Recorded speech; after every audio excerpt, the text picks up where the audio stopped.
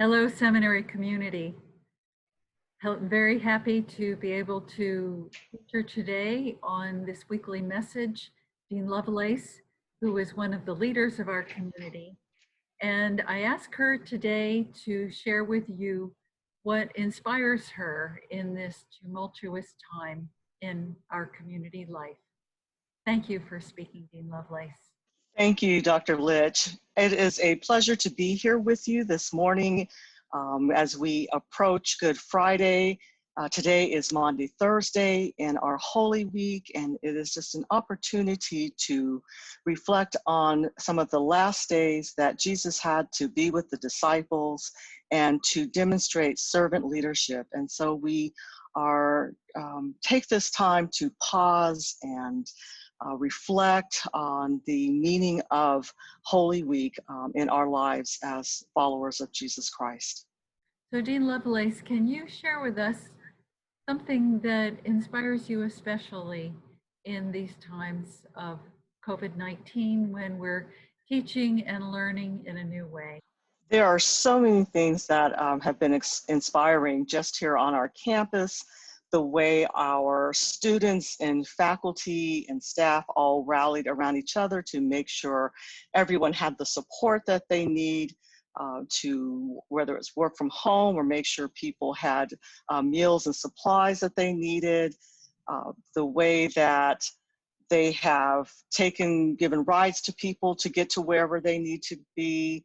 I'm very inspired by that. I'm also really inspired by the number of ways that people have reached out to be an inspiration to others, sharing poetry, sharing songs on social media or just with one another. I love the way people have posted and shared different ways of coping with COVID-19, the being in place, sheltered in place, and maybe some of the loneliness or just the stress.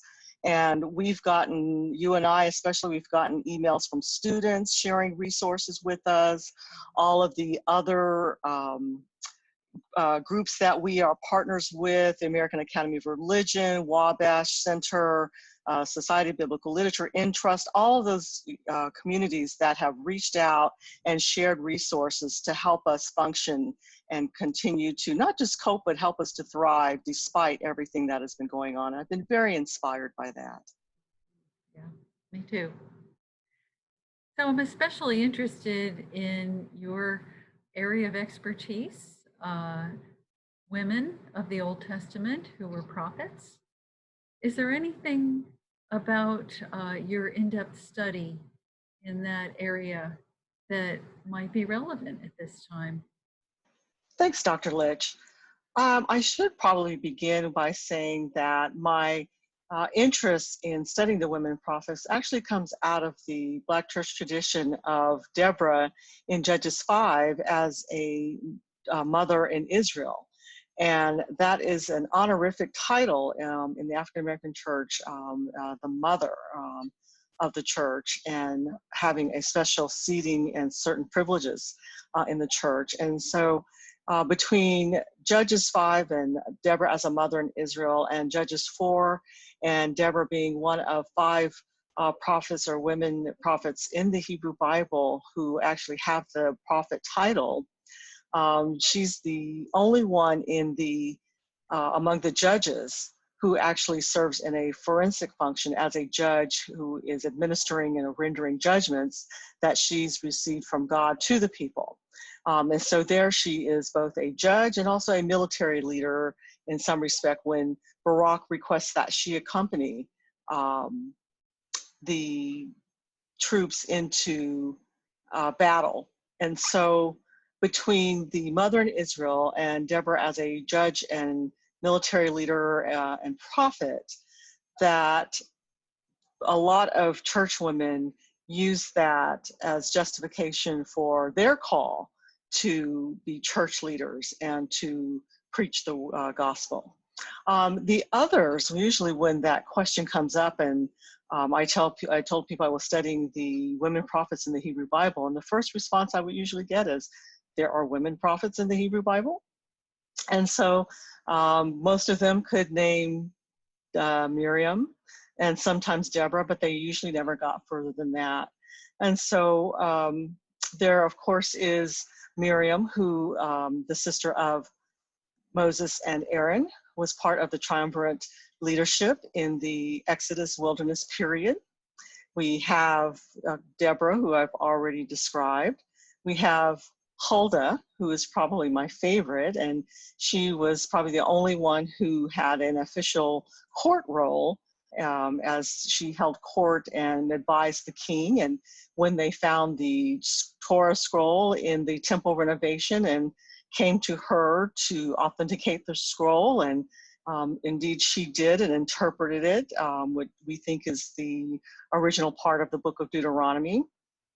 That part of that with the blessing and curses is that they realized that they were not faithfully keeping the covenantal agreement and the relationship with God. And so realized that they were now in danger of being judged, that she did indeed declare that the words of the book were true, and that they were now about to face God's judgment upon them after not keeping the covenant relationship after all this time. And so she is probably one of the first original interpreters of the Bible. And then we have, so that's during the monarchic period. We have Noadiah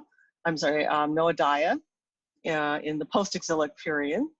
And she was also a leader among other prophets in the community. And then we have the unnamed woman in Ezekiel, who was an adversary of Ezekiel's, and he would ask her to stop prophesying. And so we have where women are often accused of being false prophets. In the case with the unnamed woman in Ezekiel, whenever they encountered their adversaries, their response was to claim that they were false prophets. But all of these were what we would call prophets of Yahweh. And so they were legitimate prophets.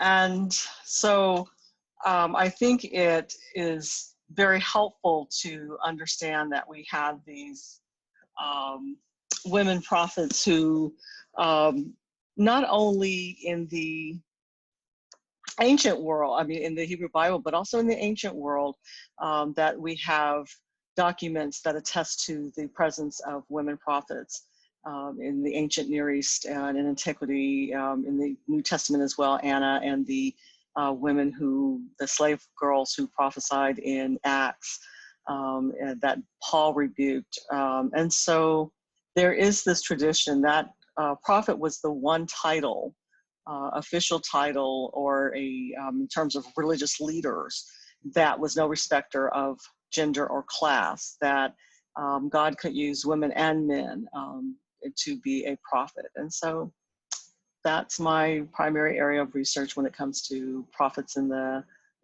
primarily the Hebrew Bible. Well, that is certainly inspiring for me to hear. And as our whole seminary community hears you speak with passion on this topic, how do you see that linking up with our situation today, in which we find ourselves adapting to something that is unpredictable? We don't know how long it's going to last, a time of uncertainty, a time of risk. That God can use you and use anyone, that these women were each called upon to lead in a different way. And when that time came, they were ready, they said yes, and they stepped into that gap. And so when we may think, I don't have the skills, God, I don't have the experience, I'm too young, I'm too old. These women range in different ages.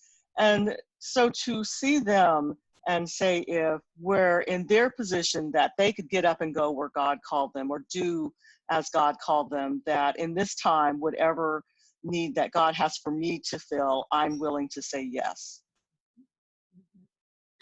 Well, that is inspiring. It is a time for us to say yes. It's a time for us to step up and to not shy away because of any circumstance or background or quality in ourselves. It's a time. Absolutely.